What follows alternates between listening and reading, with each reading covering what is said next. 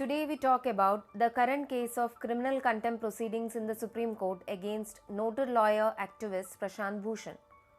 The Supreme Court of India on 14th August 2020 found Prashant Bhushan guilty of contempt of court. This case was taken up suo motu by the court based on two of Bhushan's tweets after a complaint filed by another Supreme Court advocate, Mehak Maheshwari. The tweets in question were critical of the top court and posted by Bhushan on Twitter on June 27 and June 29. The June 27 tweet said, "When historians in future look back at the last 6 years to see how democracy has been destroyed in India even without a formal emergency, they will particularly mark the role of the Supreme Court in this destruction and more particularly the role of the last 4 Chief Justices of India." This tweet, the bench said in its order, had also been published by the Times of India. The June 29 tweet included a photo of the current Chief Justice of India S.A. Bobde riding a Harley-Davidson motorcycle and said, "CJI rides a 50 lakh motorcycle belonging to a BJP leader at Raj Bhavan, Nagpur, without a mask or helmet at a time when he keeps the Supreme Court in lockdown mode, denying citizens their fundamental right to access justice." Senior advocate Dushyant Dave, who had appeared for Bhushan in the case, had said that the social media comments Bhushan had made were not born out of malice but from the notion that the court should be stronger.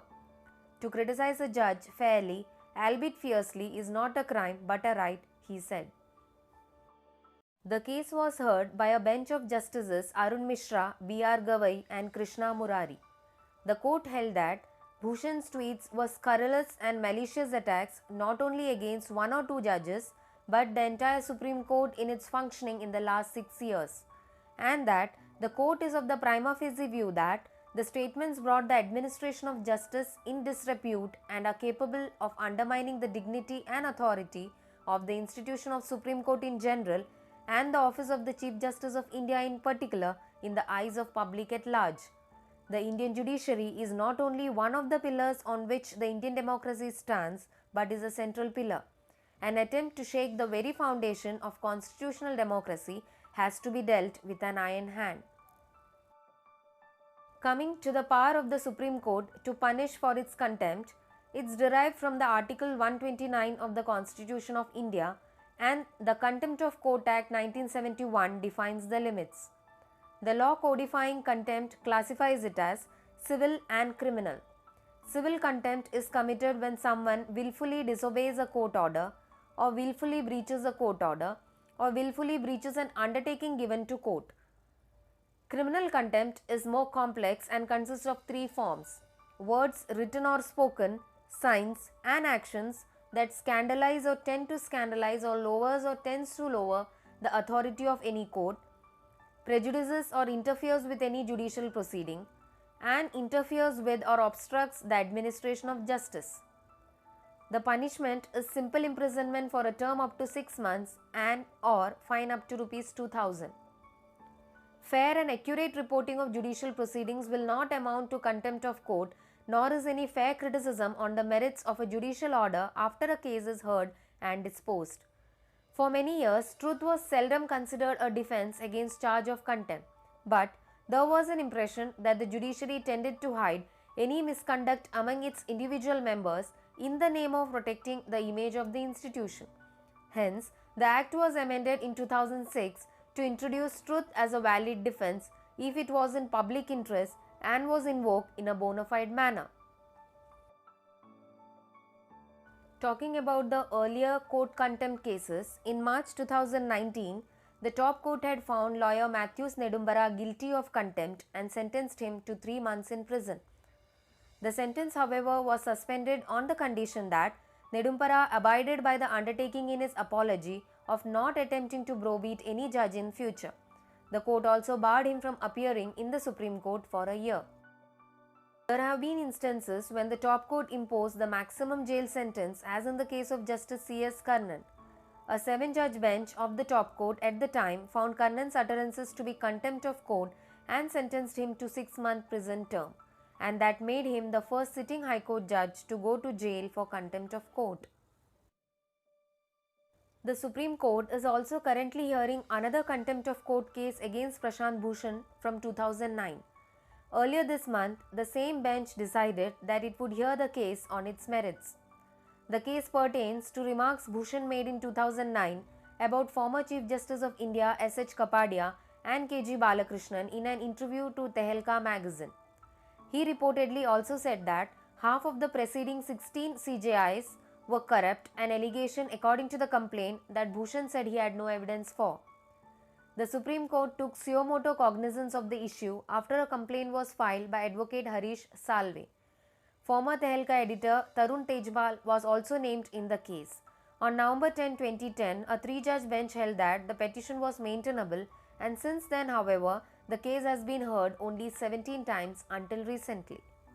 Meanwhile, 41 practicing lawyers have issued a statement as signatories which says, the Supreme Court's recent judgment in the Prashant Bhushan contempt case does not restore the authority of the court in the eyes of the public, but will instead discourage lawyers from being outspoken. The statement said that, while some of the signatories may be of divergent views on the advisability and content of Mr. Prashant Bhushan's two tweets, they are unanimously of the view that no contempt of court was intended or committed. The signatories further said that, we are of the firm view that the judgment must not be given effect to until a larger bench sitting in open court after the pandemic has the opportunity to review the standards of criminal contempt.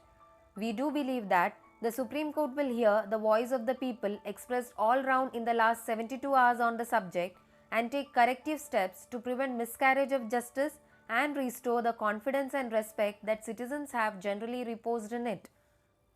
Opposition parties too have questioned the alacrity with which the Supreme Court had convicted Prashant Bhushan for the contempt of court, while cases against the abrogation of Article 370 of the Constitution and habeas corpus petitions filed for political leaders in Kashmir have been pending for more than a year.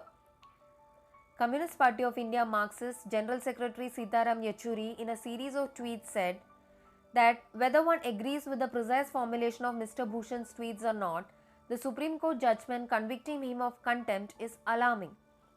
It brings into the ambit of contempt bona fide criticism of the role played by Supreme Court as a constitutional authority. It also brings within its scope genuine criticism of its present-day functioning and approach. Hitherto, such statements were protected speech under Article 19(1)(a) under the Constitution and were not considered contemptuous, he said, adding that the judgment would prevent open and free discussion on the role of the Supreme Court in India's democracy. This, he said, weakens India's constitutional democracy. In short, experts urge the revisiting of the contempt law, since it does not mean that the Supreme Court is free from plausible errors, and hence the court cannot flex its muscles against public analysis, which is critical for the efficient functioning of any institution. They allege as well that the urgency to complete the hearing and issue a sentence in this particular case is itself incomprehensible, since there are many more important cases of national significance already pending in the Supreme Court. Meanwhile, the sentencing on the contempt case was scheduled on 20th August 2020, wherein Bhushan continued to be defiant and said that he stood by his statements, slamming the Supreme Court of India.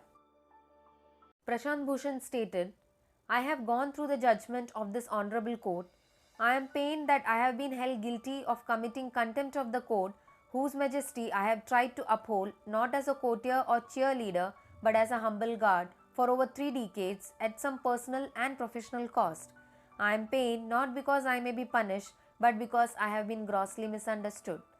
He also said, I am shocked that the court holds me guilty of malicious, scurrilous, calculated attack on the institution of administration of justice. I am dismayed that the court has arrived at this conclusion without providing any evidence of my motives to launch such an attack.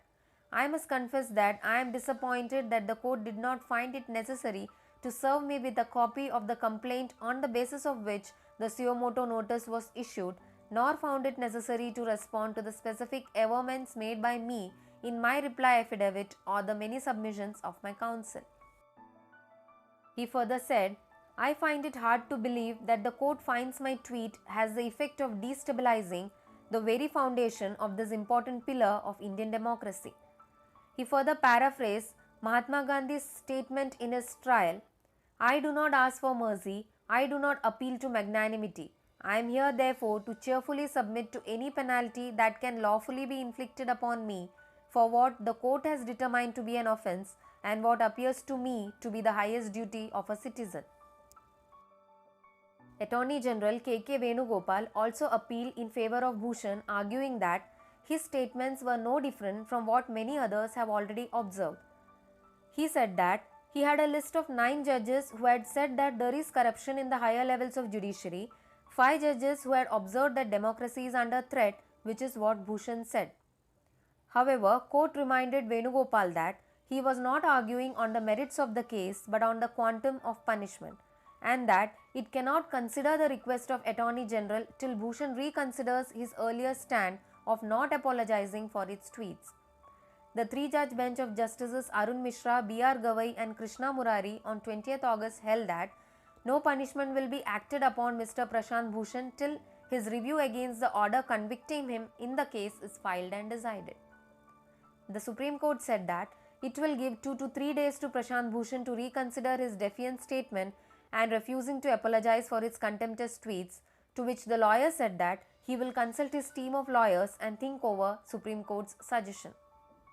Now the question critically rising here is the foundation of Indian democracy and rule of law so fragile and hollow that it can be shaken by just 2 tweets containing less than 600 characters, enticing a hurried 108-page response by the Supreme Court of India amidst other critical pending cases?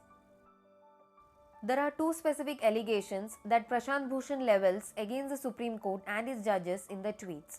First, that the last 4 Chief Justices of India have colluded with the government to harm democracy in India since 2014, and second is that the Supreme Court remains locked down when he tweeted, leaving citizens with no access to their fundamental right to justice. The tragedy is that the Supreme Court chose to pick up these 2 tweets without giving Prashant Bhushan an opportunity to prove his claims but brushed them aside with counterclaims of its own.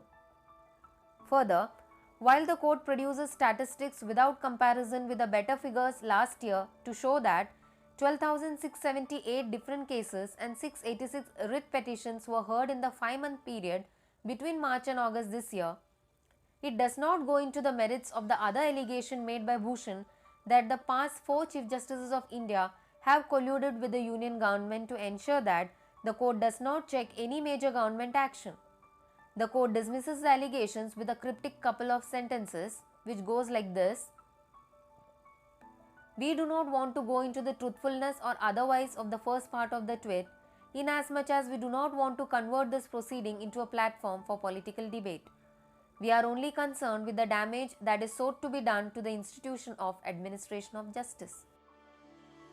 To summarize, the hasty and prejudged conviction of Prashant Bhushan raises more questions than it attempts to answer. Like the one we ponder, can just 2 tweets shake the very foundations of the rule of law? Unfortunately, the answer is yes, and if it is so, it's because the pillar is crumbling.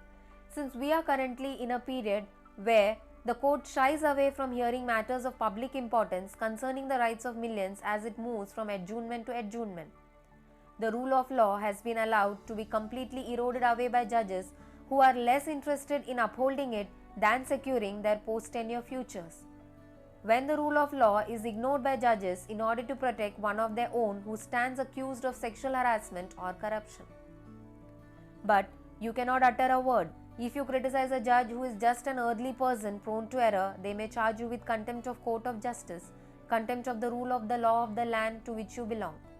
Hence, it's better to call the former Chief Justice of India Ranjan Gogoi possibly being offered candidature for the post of Chief Minister of Assam in the upcoming Assembly polls 2021, according to reports, just a coincidence since we are living in an ailing democracy. And that's all for today. Thank you.